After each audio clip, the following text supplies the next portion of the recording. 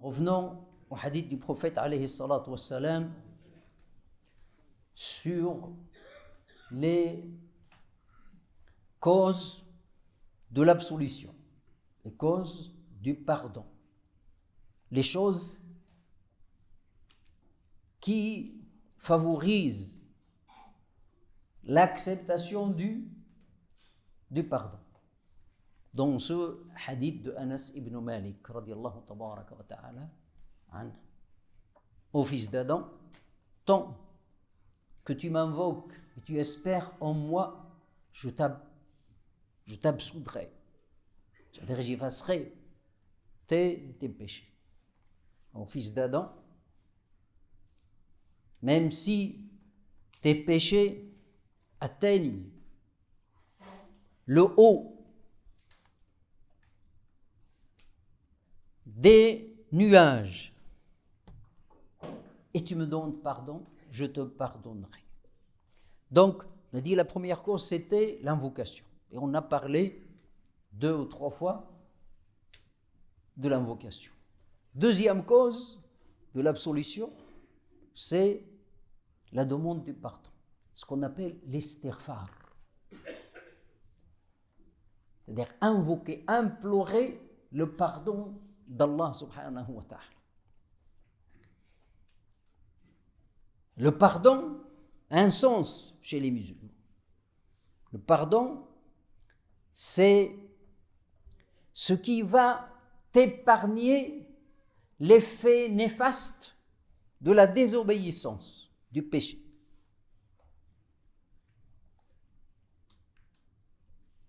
Puis, Allah subhanahu wa ta'ala le couvre, ne le dévoile pas.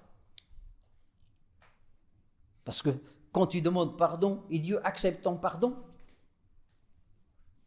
le péché n'existe plus. Personne ne le saura.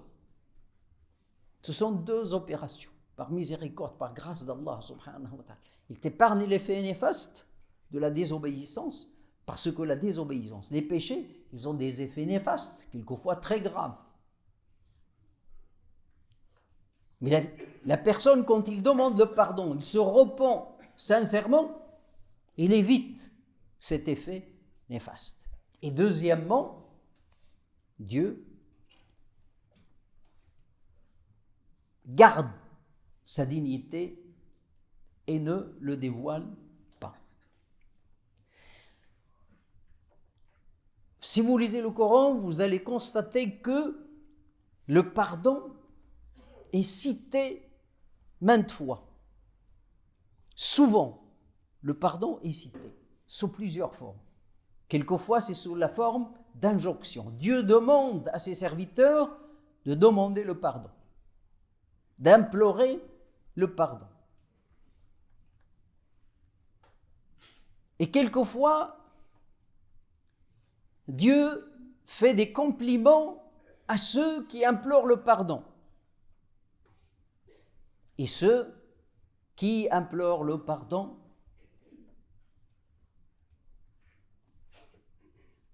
dans la nuit, dans le dernier tiers de la nuit, par exemple. Et il est cité quelquefois sous forme de si le serviteur demande ou implore le pardon, Dieu lui accorde ce pardon. Différentes formes. Tout cela pour appeler les musulmans à ne pas, le croyant, à ne pas délaisser le pardon. Parce que le pardon est une adoration en soi. Demander le pardon est une adoration en soi, puisque s'adresser à Dieu est une adoration.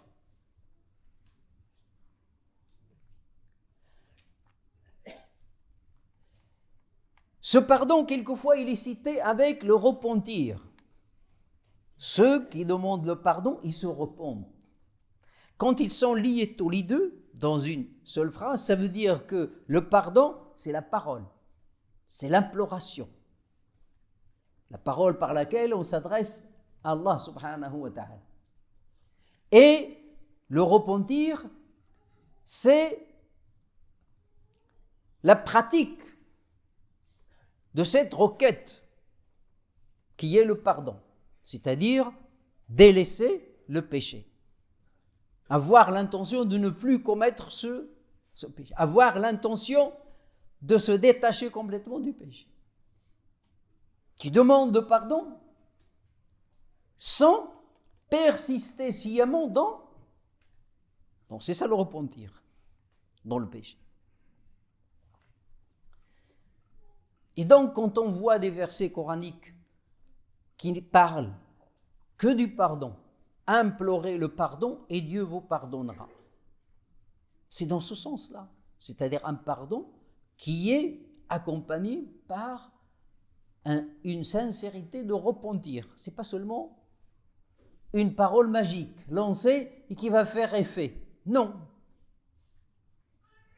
Il s'agit de l'état du cœur. Nous avons souvent insisté sur cela, que Dieu regarde le cœur, il ne regarde pas la parole. La parole a un intérêt quand il sort d'un cœur qui exprime quelque chose. En cas du pardon, il exprime le regret, il exprime la sincérité de ne plus commettre, etc. Et c'est ça qui est. Et ne pas avoir l'intention de persister dans le péché. Certains savants disent que lorsque le pardon est cité dans le Coran comme ça, d'une manière illimitée, qui n'est pas limitée, qui n'est pas liée par quelque chose ou une condition,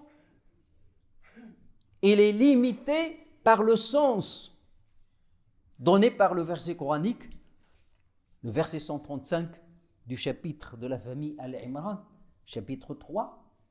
Et ceux qui, quand ils commettent quelque turpitude ou commettent des préjudices à leurs propres âmes, se rappellent de Dieu et demandent le pardon.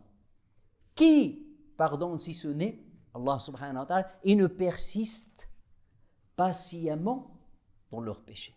La condition de ne pas persister dans le...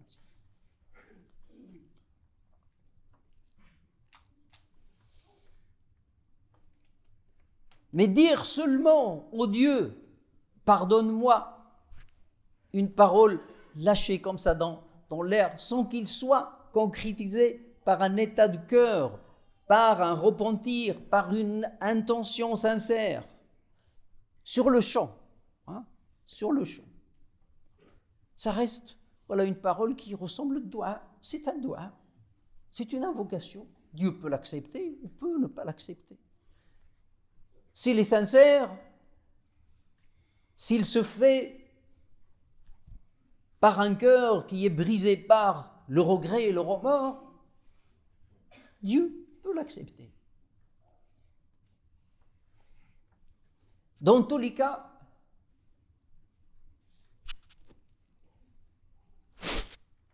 le musulman doit abondamment invoquer le pardon.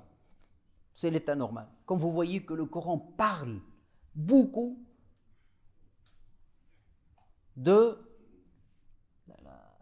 du pardon, ça veut dire que la chose est là, il a une importance. Quand le Coran donne de l'importance à des choses, il faut qu'on leur donne nous-mêmes de l'importance.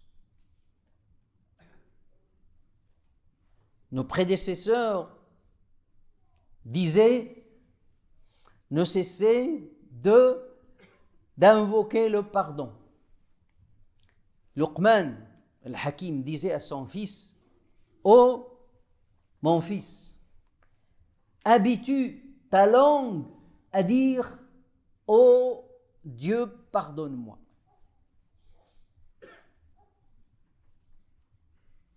Car il y a des moments où l'invocation du pardon n'est pas refusée. Il y a deux moments. On ne connaît pas ces secrets. Un de nos prédécesseurs disait: habituez vos langues à dire Allahumma ghfirli, au pardon, invoquez le pardon. Dans votre lieu de travail, chez vous, au moment des assemblées, sur les chemins, partout. Car vous ne pouvez pas savoir quand est-ce que le pardon sera accepté. Donc il faut le faire abondamment. Il faut le faire abondamment. Et là on comprend la parole du prophète alayhi salatu wassalam. Tout ça, ça vient de l'enseignement du Coran, qui parle beaucoup du pardon, et de celui du prophète alayhi salam. Le prophète dit dans un hadith authentique: au nom de Dieu, j'invoque le pardon et le repentir à mon Seigneur chaque jour 100 fois. Dans une autre version, plus de 70 fois, abondamment. On ne peut pas imaginer que le prophète commet des péchés. Mais c'est dans la logique de la foi et dans la logique de la relation entre le serviteur et le Seigneur. Le croyant serviteur sait bien qu'il ne peut pas s'épargner de commettre des fautes. Chaque jour, on commet les fautes. Chaque jour. Tout le monde est conscient, s'il est croyant. Donc la moindre des choses, c'est demander le pardon. Quand tu fautes envers ton père, tu demandes le pardon. Tu ne peux pas dire non, je vais le dire après un an. C'est sur le champ. Donc c'est dans la logique de la foi et de la relation entre le serviteur et le Seigneur. Les disciples de l'islam sont les invocateurs du pardon. Vous savez, la première chose que Dieu nous a appris, nous a enseigné dans l'histoire de l'humanité, c'est le pardon de Adam. La faute et le pardon. C'est pas la faute, parce que la faute, il est accidentel, il doit arriver. Mais on fait quoi après la faute? Le pardon. Il nous a appris ça. Donc à l'origine, nous sommes des invocateurs du pardon. Donc l'islam, ce n'est pas la religion des anges, des gens qui ne fautent pas. Non, celui des invocateurs des pardons, du pardon. Parce que Dieu est pardonneur. Le prophète nous cite dans un hadith sahih qu'un homme, l'histoire d'un homme qui a commis une faute, et puis il dit: oh mon Seigneur, j'ai fauté, pardonne-moi. Dieu le pardonne. Et puis il revient, il dit la même chose. Dieu lui dit, il le pardonne. À un certain moment, Dieu dit qu'il fasse ce qu'il veut, je le pardonnerai. C'est-à-dire tant qu'il ne persiste pas sciemment sur la faute, mais qu'il tombe par faiblesse dans la faute. C'est-à-dire on ne ruse pas avec Allah subhanahu, on ne ruse pas avec Dieu. C'est-à-dire on est sincère, on tombe dans la faute. Mais on ne persiste pas dans la faute. Dieu pardonne la personne. La personne ne dit pas « pardonne-moi » et médite sur la faute. Non. Quand il dit « pardonne-moi », c'est qu'il a le remords d'avoir commis ce qu'il a commis. نسأل الله تبارك وتعالى أن يجعلنا وإياكم من أهل طاعته وقربه اللهم اغفر لنا